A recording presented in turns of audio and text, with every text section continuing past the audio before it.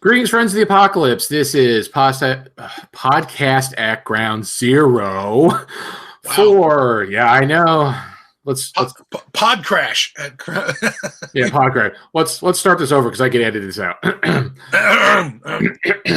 Greetings, friends of the apocalypse. This is podcast at Ground Zero, your home for the apocalypse for episode 79, Black Summer. I am the apocalypse nerd, and he is Adam Bomb Glancy. Welcome to the Wastelands. Welcome one, welcome all. Aren't we lucky to live in such an age, Mr. Wallace, where we are continually bombarded by post-apocalyptic scenarios brought to us by our streaming services. Very happy with this Black Summer. Yes, Black Summer's something I discovered a few weeks ago. Very low-key. Like it said, coming soon. I'm like, what the hell is this? I'm like, this looks good. Let Mr. Glancy know. And I'm like, hey, this is pretty good. But we'll get into it because, I've been reading a lot of reviews and there's a lot of hate out there for it. People don't like it. But so I'm going to say this once, and then there's something else I want to talk about for a second, and then we're going to come back. So spoiler alert, we are going to be talking about this series. Oh, yeah. We're going to spoil everything. Everything. Most things. So it's a new show, folks. Brand new. It's not like it's 40 years old.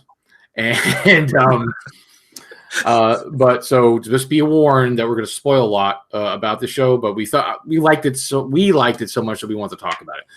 The only thing I wanted to bring up is something I didn't get to bring it up on our last off topic, and I would save it for off topic, but we don't have enough for a new show yet, but I'll just mention it quickly is I don't know if you saw, but Modifius, who makes the Fallout Warfare, the miniatures game, they're making an RPG aspect to that miniatures game, which I'm like, okay, but it's for the miniatures game.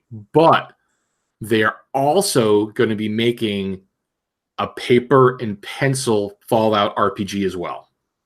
That is not tied to the miniatures game. That's good to hear. So we will be getting a Fallout RPG. So I'll be excited to see what that's about because again, there's some good, post-apocalyptic RPGs besides, if you go to old for Gamma World, but newer stuff like Mutant Year Zero. So there's some good stuff out there. So Fallout RPGs not coming out till next year. Yeah. So, but that is coming out. And then anybody who followed us, anybody who listened to us about the Gamma World fanzine, that is so. If you want a backing it, it's out. So you should have gotten your reward. But if you haven't, it's available on DriveThruRPG. We've got it. We like it. We'll probably do some kind of mini review for it at some point. Like maybe we'll work it into an off-topic show just so we could give it. It doesn't constitute a whole hour show, but we'll talk about it. Give it a little bit of review. Give Tom a little more love because he did a really good job on it. I think. Mm-hmm. So hopefully he'll have more to come. So. I got one thing. I picked up Benjamin Wallace's Boom Box, which are the first three Duck and Cover novels as audiobooks, and just got done listening to the first one. The post-apocalyptic nomadic warrior, and I'm into Knights of the Apocalypse now. It's holding up so far. I'm sort of amused that I can actually go and check my Google Maps and find all of his small towns he's dealing with in the story. It's kind of interesting that his story is taking place around Durango, Colorado, and the very north part of New Mexico, in a town called Aztec. So far it's pretty good. Just checked in with him, and it was something I could get for 1 credit on my Audible subscription. And since I got 3 books and stuff for the price of 1, I thought, what the hell? What's the worst thing that could happen? And it's pretty good so far. I've gotten all at 4 at one point. I finished all 4. I liked it. Yeah. Did you audiobook it or did you read it? I don't have the time to sit down and read. I listen when I'm working a lot. So yeah. Welcome to the club. So I audiobooked it and. It's good. Again, very tongue in cheek. He hits at a lot of the tropes, but it's good. It's good. I think it's good writing. He made me chuckle on many an occasion. So yes, absolutely. So all right. So we'll save that deeper discussion for a different show.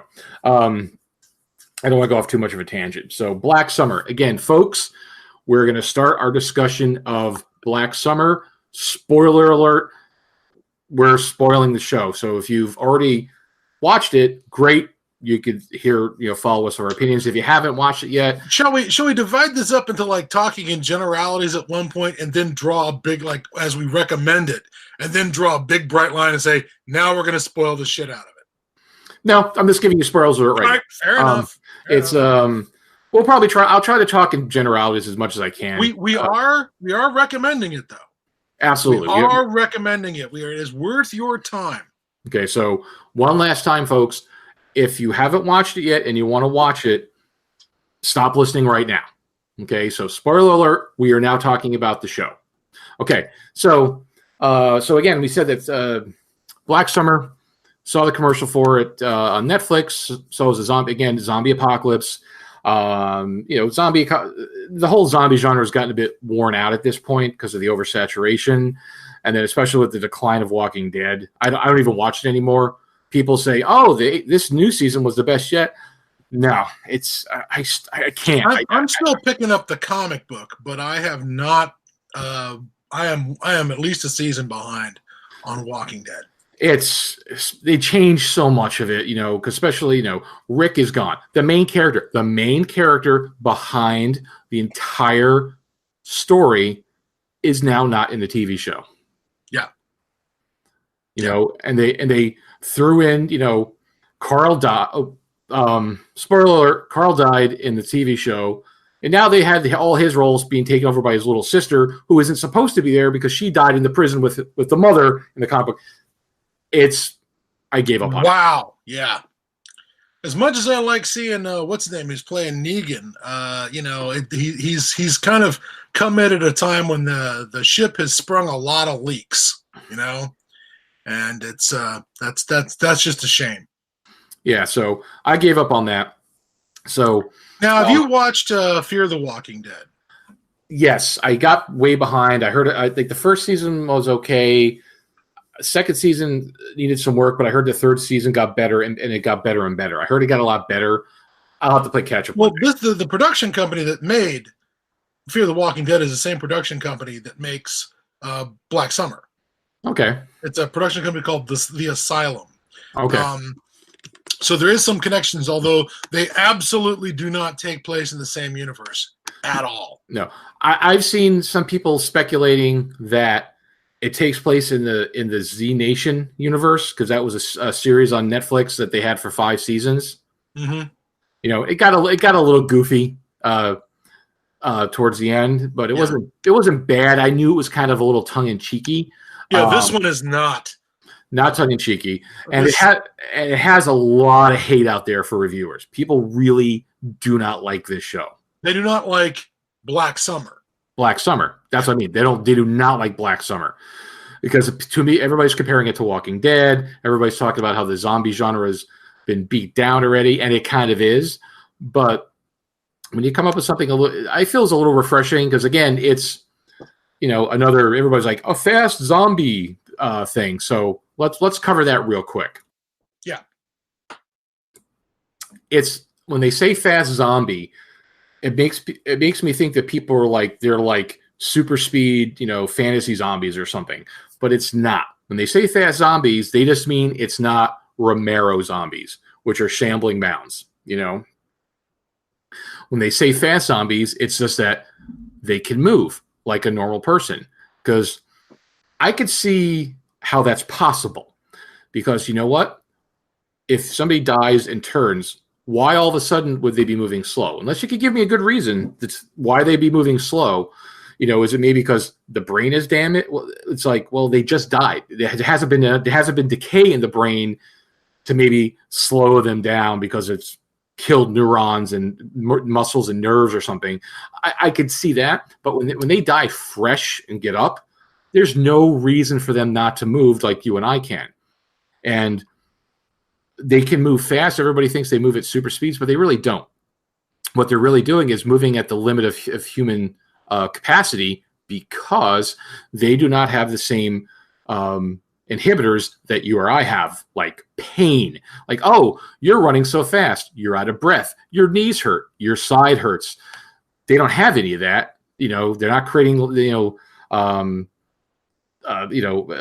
pain in the muscles, like the lactic acids. They don't have anything that's telling them, hey, slow down, you're going to hurt yourself. So they can run really fast because nothing's flat out. They can run flat out to their limit nonstop. Yeah. So that's what I think when people say fast zombies, that's really what they mean. I mean, but it kind of gives this connotation of like superhuman, but they're not really superhuman. They're just these are as fast as your Zack Snyder Dawn of the Dead zombies. They're as fast as your 28 Days Later plague victims. They're as fast as your what do you call them? They're as fast as the fresh zombies from Return of the Living Dead. Because the Train to Busan. Yeah, Train to Busan. Yes, also absolutely fast moving, or fast as a human, anyways. Yeah, not shambling. Exactly, and I will correct you that even though you did qualify 28 Days Later with plague victims, they're not zombies. I don't care what anybody says. I'm not calling them zombies. I said okay. Well, then you shouldn't be adding them into that classification because they're not zombies. Okay. They're not zombies, and they don't fit into the genre. All right. They're not dead. They're not stealing dead. The tropes. They're stealing the tropes of the genre. They're taking the tropes, and it's people are now misinformed because of that. They're not dead. That is the one main factor that you have to be a zombie. You have to be dead and have come back to life. And these guys, and the nice thing about Black Summer is they die, they come back to life fast, so that when a person is laying there dying, people won't give them aid because someone could drop dead and turn like that. Yeah, they turn fast. Yeah, it's 1 or 2 heartbeats after the heart stops beating that their eyes go boing and they're ready to go. There is no downtime, and it's frightening. It's a good frightening effect, and the way people react to seeing an injured person, the terror, that was really well communicated. Oh yeah. Now, to give a background to the story a little bit, it's about these at one point 8 characters, and it's their little story and how they kind of connect and try to have to work together to survive this scenario. Now, apparently it's during the summertime, that's why it's Black Summer, and when the show starts, they are 6 weeks into the problem. So it's been going on. And where we're at is it's kind of like a refugee situation. People are being put into convoys with military vehicles, and they're shuffling them along to an area. When that area gets hot, they then kind of gather them up and keep on moving them. So, and bomb the area that's being evacuated. Oh yeah, lots of air power that you see in this. Yeah, and not particularly effective. No. Joe Zombie doesn't care if you fill him full of shrapnel unless you hit him in the head. He doesn't care if he gets hit with an overpressure wave that would smash up his ribs or his lungs, doesn't care. It might knock him down for a second, but he'll get right back up. Yeah, and that's the thing too. Some of the biggest arguments people have is that it's like there's not enough guns.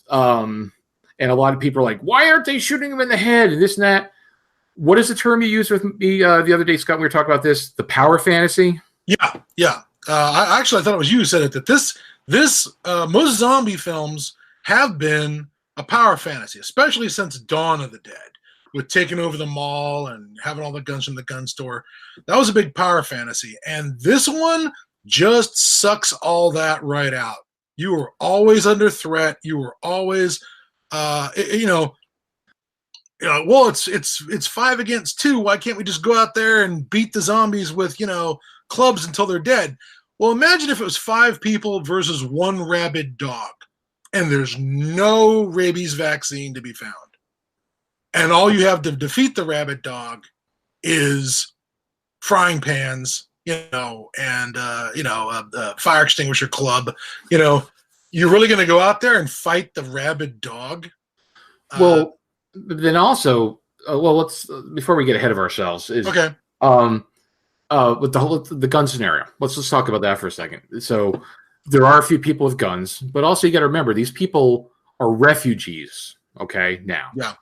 they're not in their homes; they're in somebody else's home. There's maybe a few people who's still around. Yeah, even in the neighborhood that's being evacuated, the only time I ever saw guns was from somebody who clearly intended to stay in place. Yeah, And was refusing to leave.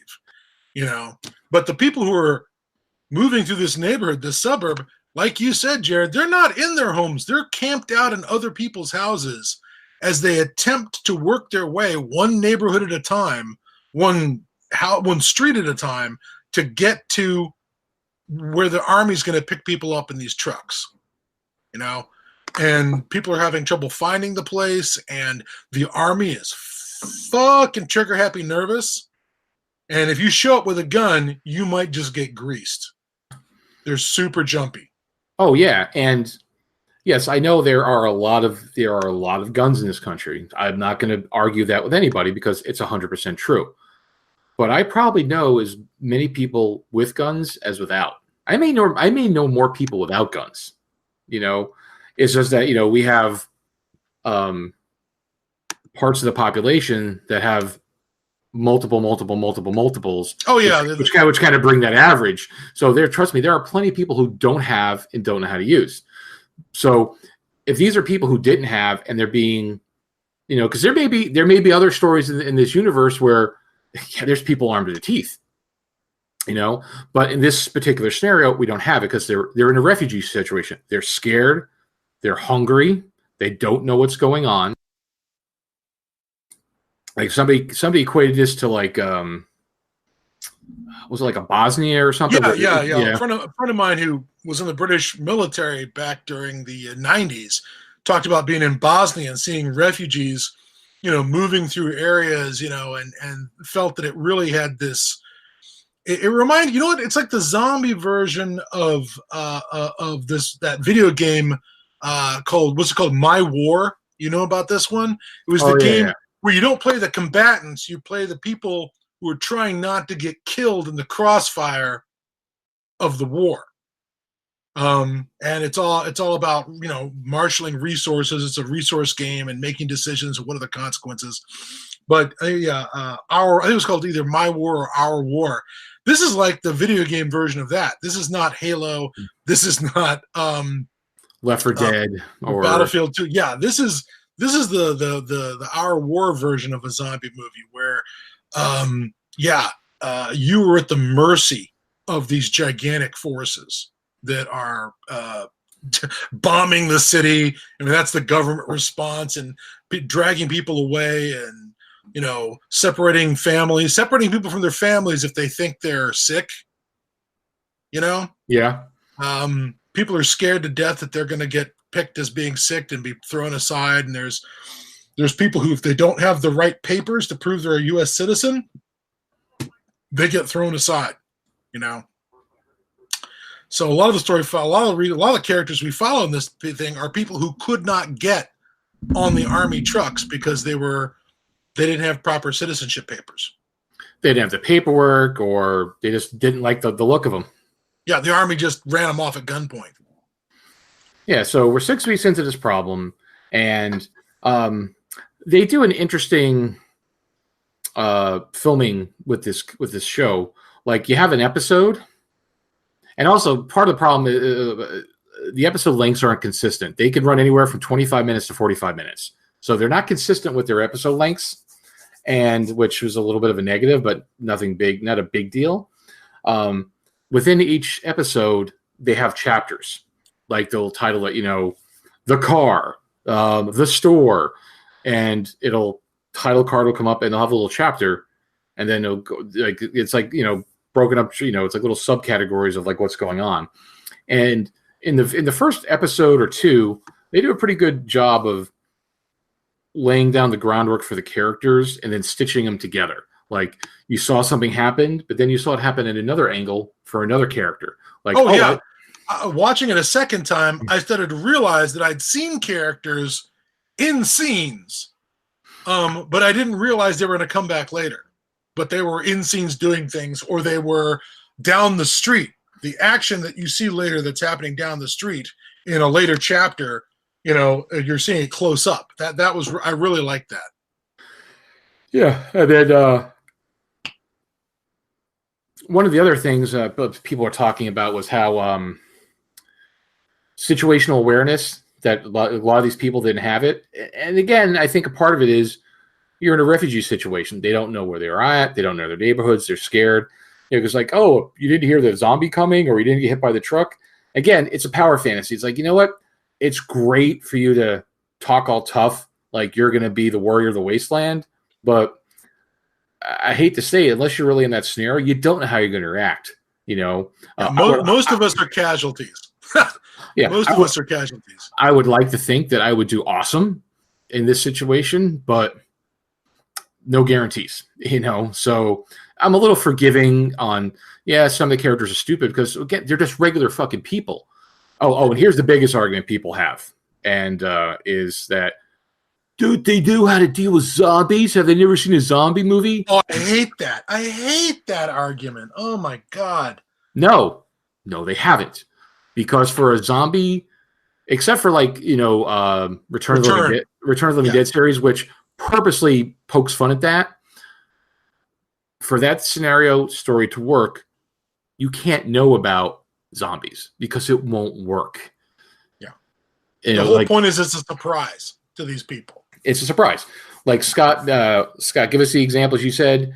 People in a Star Trek movie. Yeah. You don't see anyone in the Star Trek saying, well, fortunately, I watched Wrath of Khan, so I know how to deal with Ricardo Montalban, and we'll sort this out. Nobody in Star Trek has seen Star Trek, okay? Oh. Now, I will point out that in the Orville, they make a reference to Star Trek as, a TV show in the past, which I thought was kind of hilarious. But that's okay. Different franchise. They can make that joke. And it's a joke. Yeah, but the idea that, that really bugs me, that this idea that it's bad because, well, haven't these people ever seen a zombie movie? Yes, maybe they saw White Zombie with Bela Lugosi, or King of the Zombies from 1932, or I Walked with a Zombie, or whatever, or maybe they saw that Carl Kolchak episode called The Zombie, where to defeat the zombie you have to you put salt in his mouth and sew his lips shut. Okay, maybe they know all that zombie lore from Haiti, okay? But they don't know the Romero stuff because it didn't happen, because we're in an alternate universe, okay? An alternate universe where there are zombies. Yeah. And it's like, or also, like you said, Star Wars movies. It's like, well, haven't the people in the Star Wars movies know that they just need to shoot down the hole of the Death Star? Didn't they see that movie already? No, they're not aware of these things, Don't they know about the exhaust port just below the main port? Yeah, okay. Yeah, by the way, I will have to say this. Having gone back and watched Rogue One, I was really happy to find out that the Death Star blew up so easy in Star Wars because the designer of it built a fatal flaw into it. That was a nice bit of retro touching. Giant battle station blown up by this tiny little flaw in it, and if the only reason the flaw exists is because somebody deliberately built it in as sabotage. That was a nice retcon from the Star Wars people. Good job, Rogue One. But moving along. Yeah. The argument that they don't know about, that want to know about zombies it's a straw man argument. It's like you can't do that. So that being said, people don't know to shoot him in the head. Now, during they were definitely slow to figure it out because, again, you're in a refugee situation. You don't have a lot of communication. Not a lot of information is being shared. Even the military guys don't know to necessarily shoot in the head. They just shoot them because they don't know yet that all they know is they're shooting them and they're not stopping. They don't, because they're shooting like 20 times and they fell to the ground. They're not getting up. They don't know that the headshot necessarily caused it to stop. Yeah. All they know is shoot as much as you can and it'll stop. So that isn't common knowledge yet, even though it's 6 weeks in. But again, it's a little bit of a problem, people moving. And I think towards the end of the series, some people are figuring it out, because you see some people, or maybe they're not figuring out, but you'll see some people shoot something down and it's kind of getting up, boom, they'll shoot it in the head. You see some people do that, but most people don't. And certainly one of the things that, there's this whole, why don't they have guns? Why don't they have guns? Why don't they have guns? Here's a huge spoiler. The last episode gives everybody guns, gives everybody shit tons of guns, just guns falling out of their assholes. Everybody's got an M4 and a M9 pistol and an MP5, and guess what, kids? It doesn't help. It made the problem worse. It really makes it even more fucked up, being surrounded by a bunch of people you don't know, that you've never trained with before, that you've never worked with before, where everybody's got a weapon and everybody's jumpy and everybody's looking the wrong way because nobody's watching the flanks because everyone's looking straight ahead. Yeah. Yeah, there's no fire discipline because they don't know. Yeah, they're just people. And you see what happens when you have a lot of people with guns. And it's like, I think that's something that happens towards the end of the series. I think that's completely believable scenario. Yeah. I think they depicted that well. It was so much chaos from that. Because you're first like, oh, okay, yeah, here comes some people. They finally get some guns. They're getting their shit together. It just fucking falls apart. Almost immediately. And it's because they've had no time to train. They've had no time to work together. They don't have any kind of an anti-zombie doctrine. They don't know how to form up make a formation as they move through the city. They don't know how to do any of that stuff. And boy, it shows. It's not pretty. And even the soldiers don't know, because later on when you see more zombies, you see a lot of soldier zombies there too. So yeah, they got run over too. One of the things that Jonathan Turner mentioned that he really liked, that showed him that the situation was going into the shitter, was all the beards on the soldiers.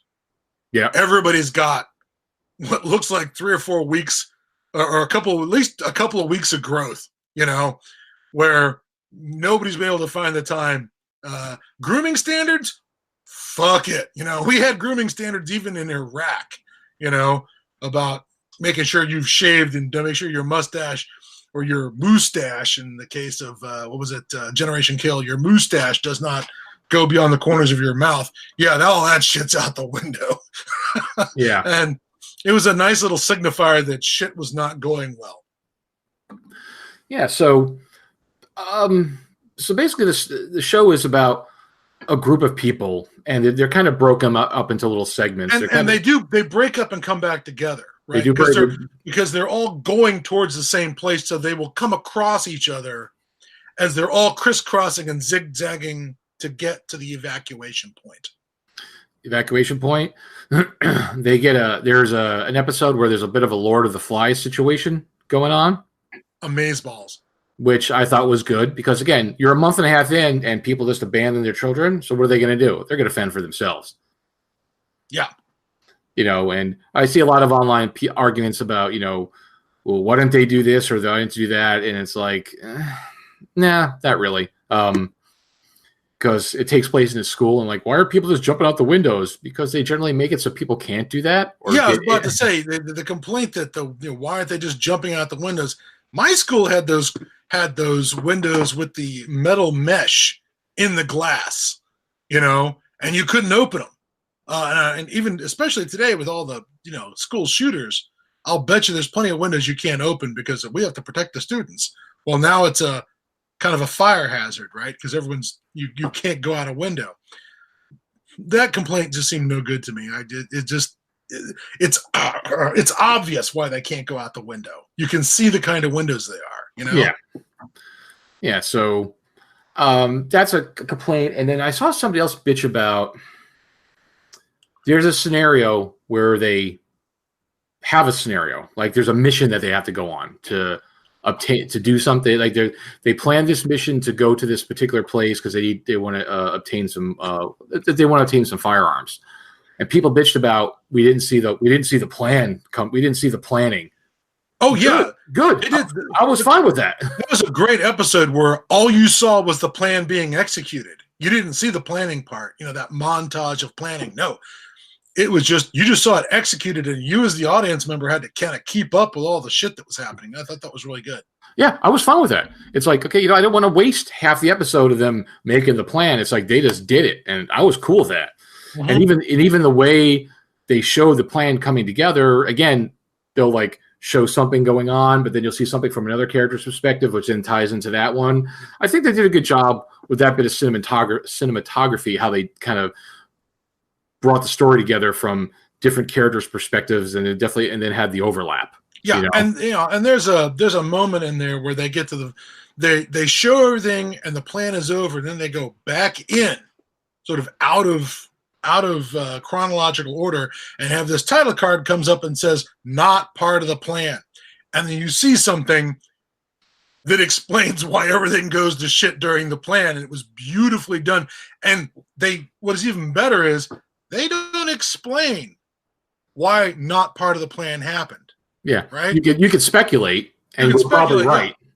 Yeah, but you do not get they do not lay out why this incident happened, except all you know is that character who does not part of the plan, she and her boyfriend, we know a place to get guns, so they're familiar with this place, and so when things go off the rails, it's like, well, I guess these people have some history.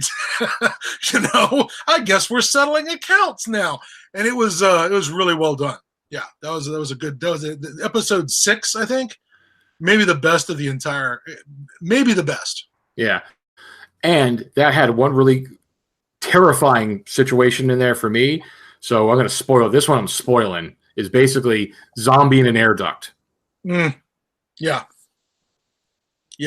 And how do you get a zombie in the air duct? You're crawling through the air ducts with your buddy, and do I spoil that part? Let's not spoil it too much. All right, let's not spoil that part. But when they're doing their heist, and I guess that was what episode 6 was called, was heist. There's a part where the place they're in, the lights go off, and people start shooting with the lights off, and it's like, if there weren't zombies inside before, you're creating them by shooting into a crowd with the lights off. And it goes absolutely it falls apart so fast, people are hit with the shrapnel. It is amazing. It went pear-shaped in a matter of 30 seconds. Yeah, and they really did a good job of with the tension and the frantic, energy of that scene. Because again, because apparently they don't know to go for the head yet. Like they haven't, like in this world, they haven't learned that yet. People are starting to learn that. Like there's to go back a little bit. At there's a scene where they're holding up in a diner, and it's 5-2, and they still can't deal with the zombies because they don't have guns. Yeah, they go out and they get what, cast iron skillet, right? Skillets, meat hammers. The meat hammer. Yeah, I would have thought that'd have been great. But this goes to show you the one thing, and Scott and I talked about this, is, if you have guns and you're good at shooting, a 10-inch by 8-inch target while it's moving. Oh, and even better, sir, it's only the top. It's only the part from the eyebrows up that matters. Well, your brain goes kind of back there. So we'll call it from here. Mandible up. With the mandible up. So we're talking like, what, 8 inches by 8 inches? So you got to hit that target at range, and it's moving fast and erratic. No problem. Again, power fantasy. I shoot at paper targets all day long that size. Is it a dead thing trying to eat you, running at you, and moving? How's your adrenaline while this is happening? Yeah. In the school where they're trying to shoot that one zombie, I guess it's in a cafeteria. Oh my God! He's dumping rounds from that M9 into it, and he's trying to hit the head, and he's hitting it in the upper shoulders, in the neck. He's missing the head completely. He's trying to fucking hit it in the head. It's just not working out because it's dodging and weaving, not because it's avoiding getting shot in the head, but because it's trying to track them and keep up with their movements. It's erratic. So before these guys come along later to the diner, and when there's one on the ground, he does shoot it in the head. They're trying to attack it with pans and fire extinguishers and stuff, but it goes to show you, okay, your brain is the most one of the most vital places in your body, and it's really protected really well. Yeah, the skulls are much harder than we think they are. Yeah, like people are hitting it in the head. It's like, why isn't it dying? Because you probably didn't get through the skull. That's why. Even more, but this is something my wife pointed out. Jane was saying, well, you hit somebody in the head with a meat hammer or a crowbar or whatever, and you've caused subdural bleeds, right? Suddenly blood is from burst veins is filling the brain, and they're going to pass out because of that damage, right? And you can just finish them off on the ground if you want to. The things they'll be stunned by the impact of the thing to their head. They'll have brain bleeds. None of that affects a zombie. Their hearts aren't going. They don't bleed into their brains. You have to crack the skull open and physically destroy the brain, which is fucking difficult, especially, maybe I give The Walking Dead a break because these guys are rotten and maybe they're a little soft. They've sort of demonstrated in some episodes that the zombies are soft because they're really rotten. But these are fresh off the truck. But the skull is still going to be, unless the skull's... Bones do soften up to a certain extent. But, these people, when they're trying to kill them with blunt instruments, holy shit, it does not go well.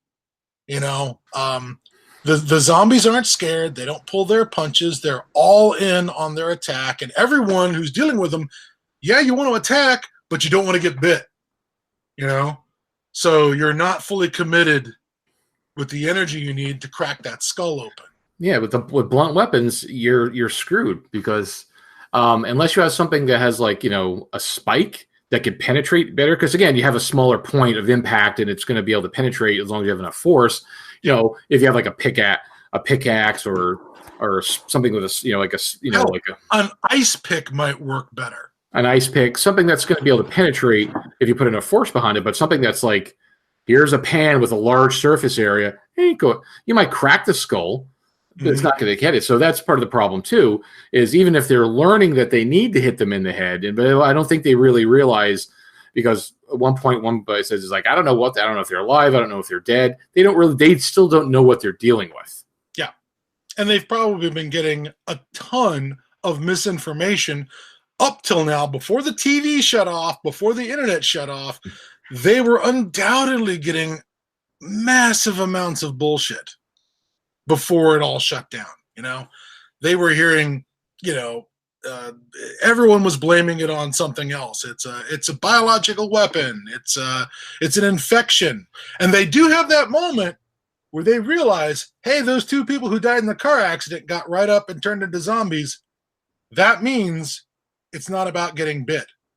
It's not an infection, Yeah, they did. Yep, they did have that epiphany because they're like, listen, they died from the car crash. They weren't bit, and they came back. So then they had an aha moment. Because that one guy sitting around talking loud and authoritative about, it's an infection it's a parasite seeking new hosts. And they're like, I don't know, man. We saw what we saw, and I thought that was a nice moment to shut that down. Yeah, so I think they did a lot of good things. I mean, a lot of people are comparing it, like you said, to The Walking Dead. They're Walking Dead fanboys. It's there is definitely an oversaturation. There's a lot of bad zombie stuff out there. But again, overall, I enjoyed it. It kept me entertained. I think there was a lot of action to it. Where some of the characters stupid and, because people are like, oh, the people are getting hit by cars and they're not realizing. Again, these people are kind of shell shocked a bit at this point. They're not completely with it all the time necessarily. Yeah. They throw some interesting elements into there, like language barriers. They throw in language barriers, or even communication issues besides the language barriers. Yeah.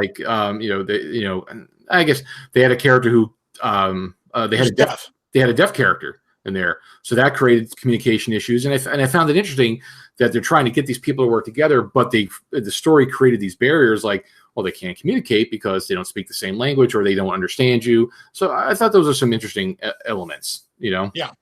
Well, you know, surviving this stuff is all about communication, and they by stripping that out for the Korean woman who doesn't speak great English but has some, and the deaf character who's, you know, who speaks American Sign, but you know, nobody else does. Yeah, exactly. That was, and I think one of the reasons that deaf character follows the kids in the school, or the one kid they see in the school, is because the kid runs away when they say, "Hey, we're not going to hurt you," and the kid runs away. I kind of presume that the deaf guy thought it must be a deaf kid.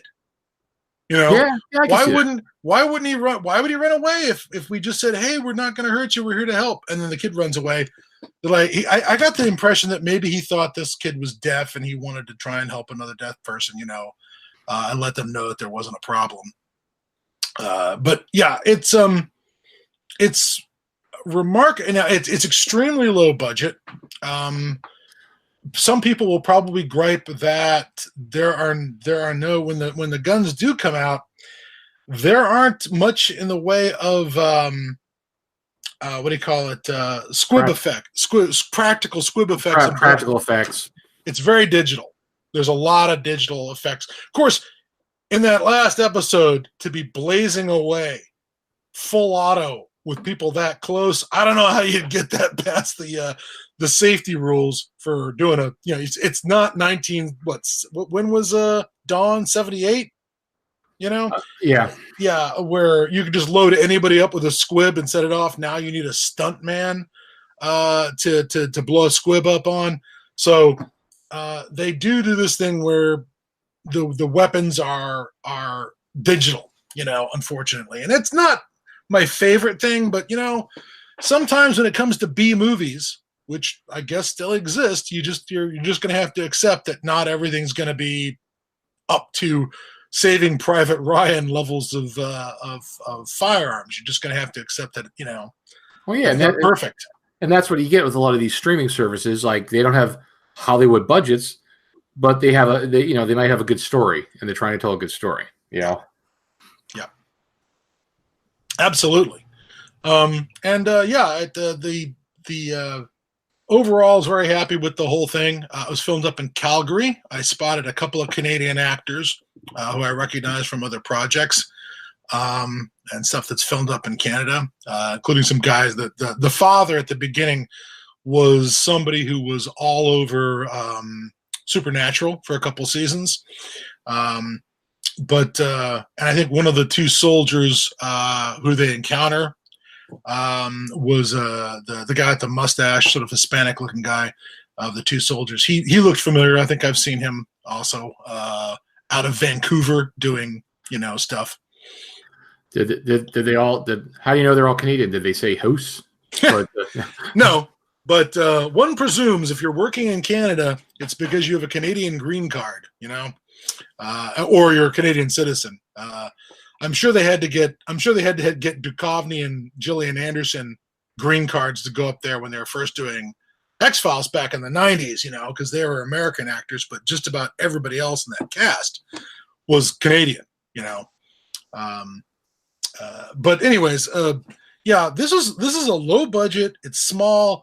I binged it in about 2 days, and I did not feel like it moved fast. How do I put this? It's 7 weeks in, but it feels like this is the point in the zombie apocalypse where it stopped being on TV and is now in your living room. You know, people have not adjusted to that change of reality. Yeah, the tide turned. It was like this was it. This is the tipping point. Yeah, we've just gotten to the point where humans are are wrong-footed and are in retreat. And we've never been in retreat before, ever, as a species. And here we are living it, you know. You know what else I quite liked was they managed to be super scary just by having a character talk. When that woman Carmen talks about the Horde. Yeah. Man, she sold that. You haven't, all they've been threatened by is one zombie here, one zombie here, one zombie here. Just maybe two you've seen it once. But when she starts talking about, have you seen the Horde? And I'm just like, and describes it like buffalo crossing the plains. The river. Yeah. Oh yeah, because they said, yeah, people think they can't swim. They're like, they can. They can cross rivers. Yeah. They can cross rivers. The guy describes them as like army ants forming a bridge out of each other to get across. I'm just like, oh God, I didn't want to hear that.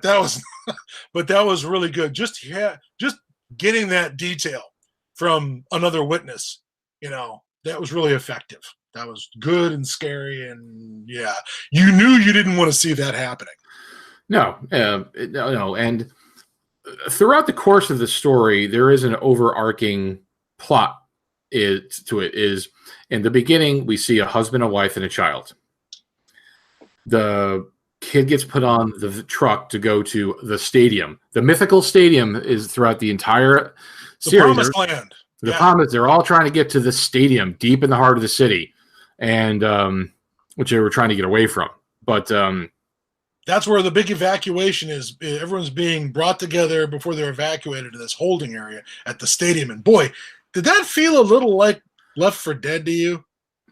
It felt a little fucked up. It's like, okay, the problem the problems in the cities because of the density of the population, they were getting people away from it. Now they're going back, which made no sense. But to me,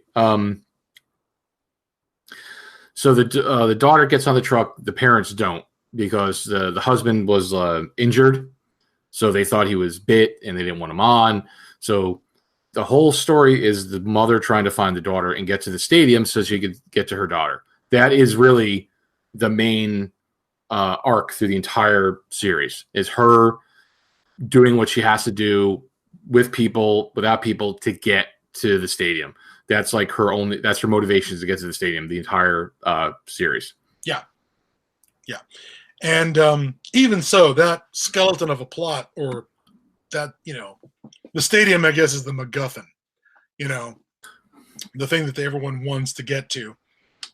But mostly everybody in the story is just worried about, when you're, as an audience member, you're worried about people's survival, I guess. For them, I've heard a lot of people say, I didn't like these people. I didn't care if they lived or died. And I'm like, well, sometimes you don't get that option in a disaster of, I want to be interested in these people. Well, okay, I get that as a fictional trope you want people to be interested in, but I certainly had plenty of people who just were like, I just wanted the zombies to kill them. I didn't like them. They weren't attractive or whatever. And I'm like, okay, I get that matter of personal taste, but I also like the idea that that they didn't, how do I put it? They didn't, heavily invest in making characters attractive just so you'd like them. Now, when you're saying attractive, you're not just talking about physical appearance. No, I just mean that they're good personalities, or worthy individuals, or they make moral choices.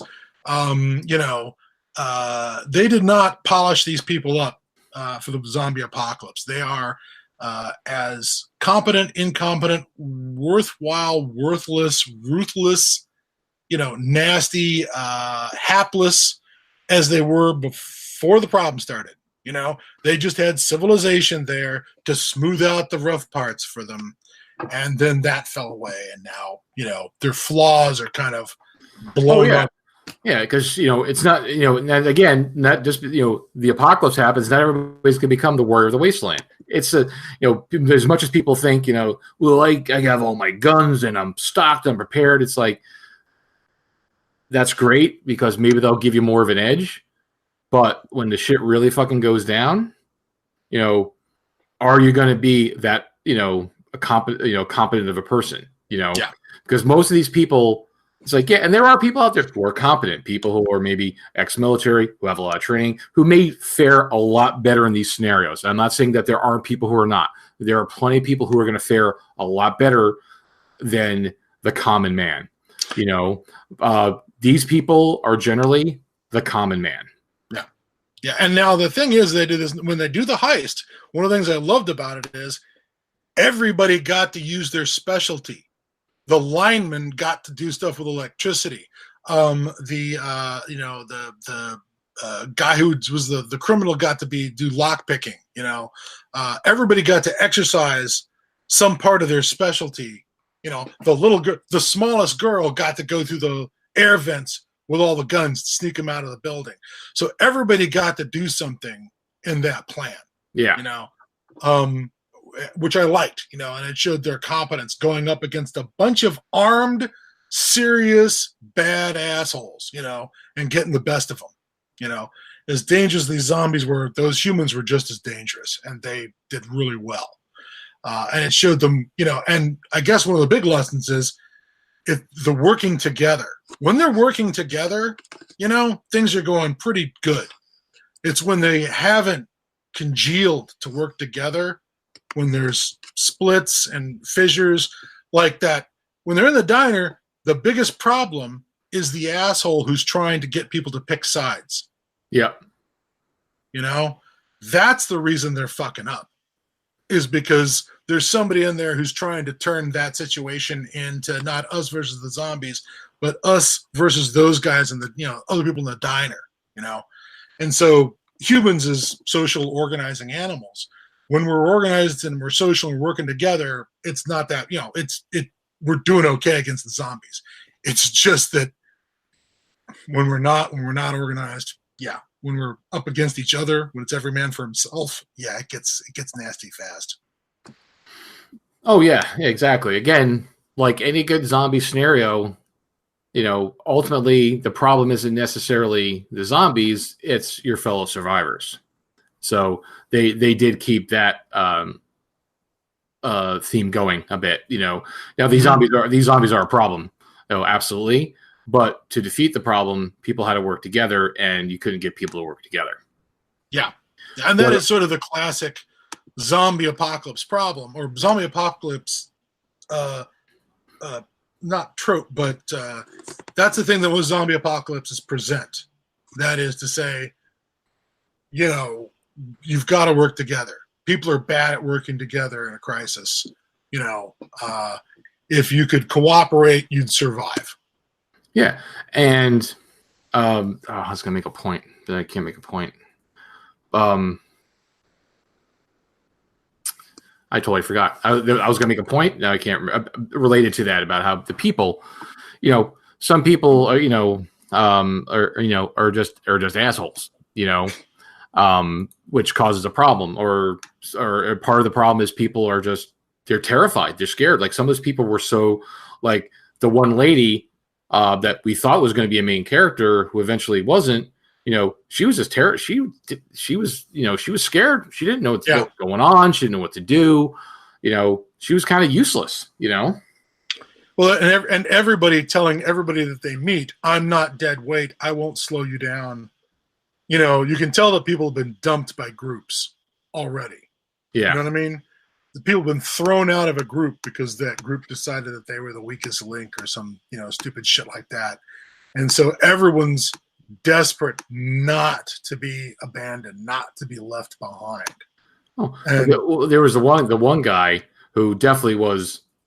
I think he was the weakest link. He was just inept. Oh, and his name was Lance. And I'm just going to point out that for anyone out there who's named Lance, I apologize, but I've had a lot of bad experiences with Lances.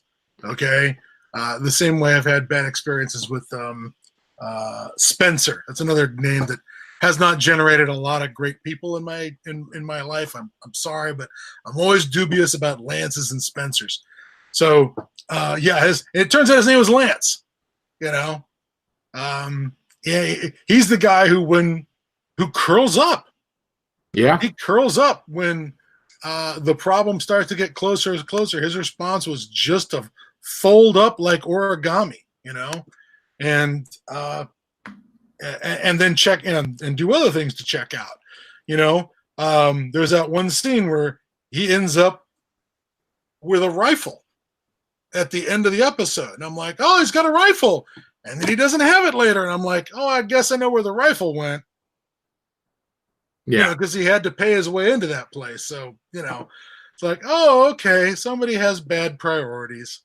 But again, it's he was beyond his limit of coping. Oh yeah, and there's situations where he had a good situation going on, but he didn't think to how about you lock the door? Yeah, once you've gone in a building, lock the door behind yourself. Lock the door behind yourself.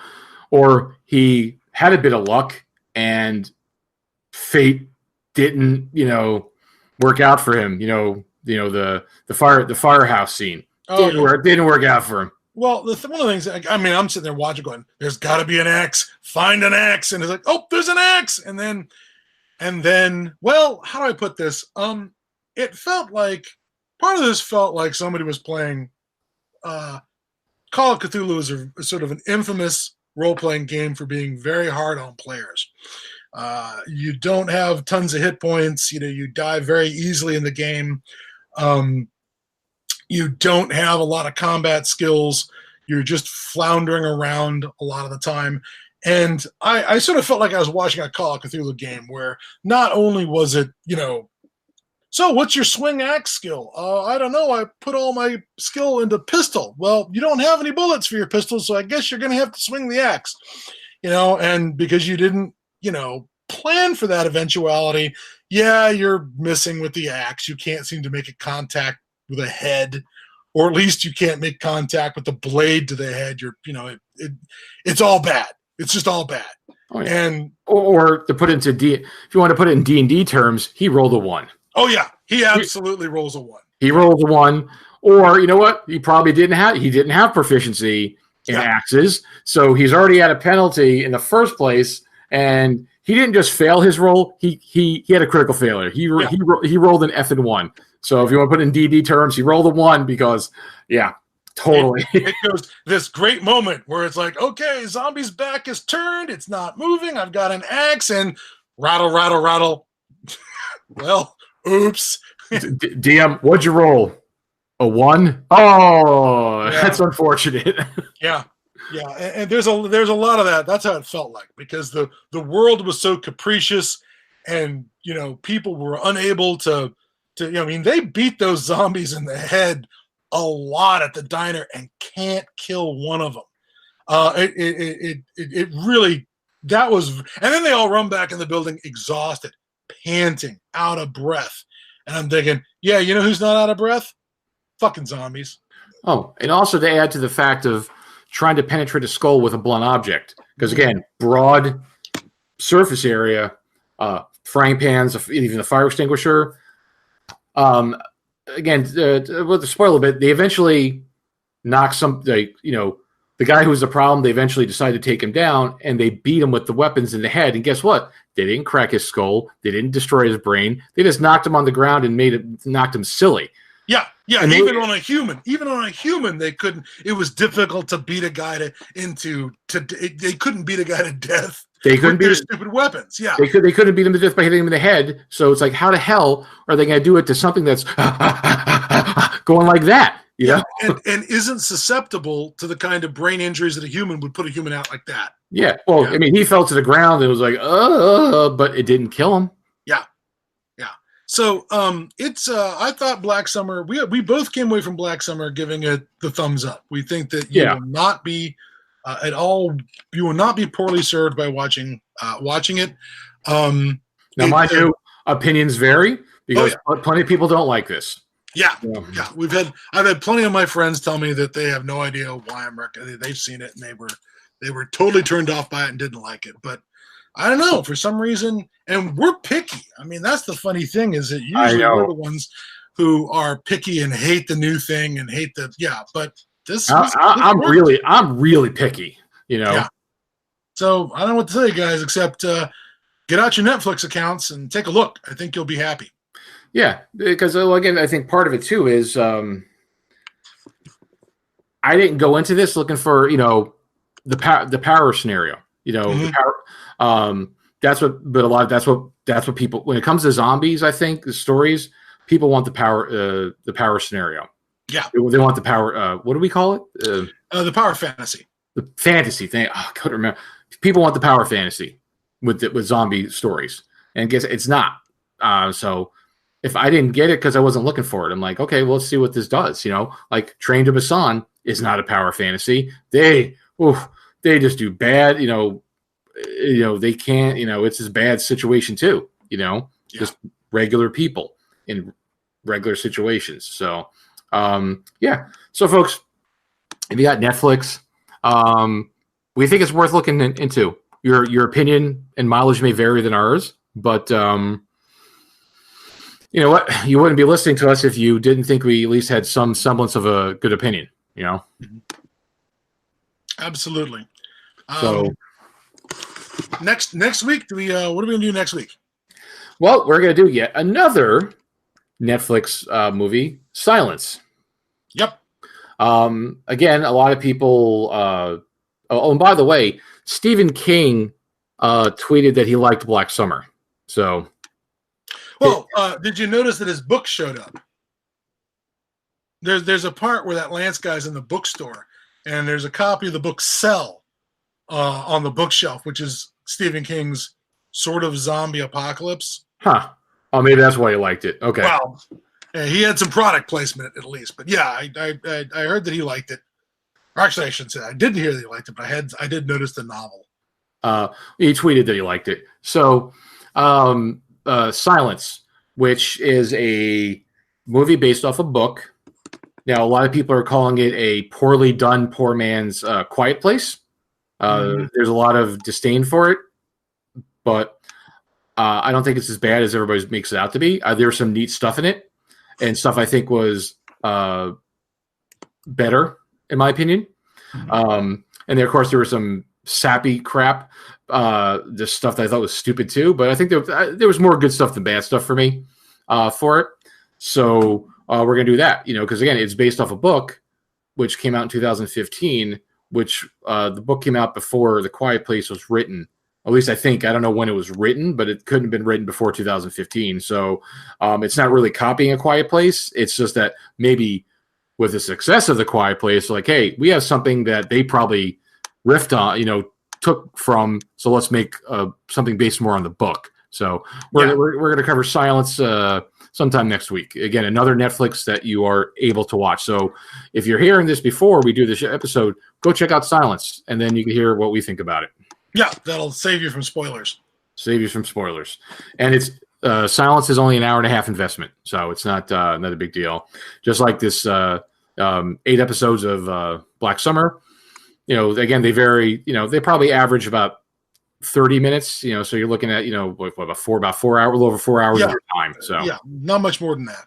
Yeah. So, all right, folks, that's it for us this time.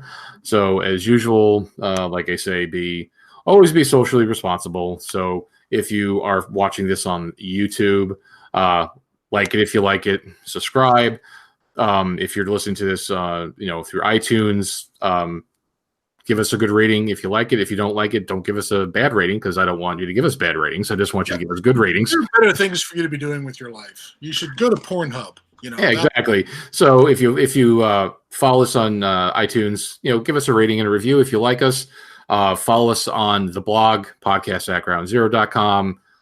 Hit the subscribe button with the email. Put your email in, and you'll get notifications when we make posts and when new shows are coming out or when I post up the audio. So that's it, folks. So again, next show, we are show number 80. We're up to 80, and we're going to do Silence, and we're going to do that next week. But again, Black Summer, 2 thumbs up. It's on Netflix now. Again, if you have Netflix or you have somebody else's Netflix accounts, go check it out for yourself, folks. So that's it. As usual, I am the Apocalypse Nerd. He is Adam Baum Glancy. And always thank you for your time, and have a good night.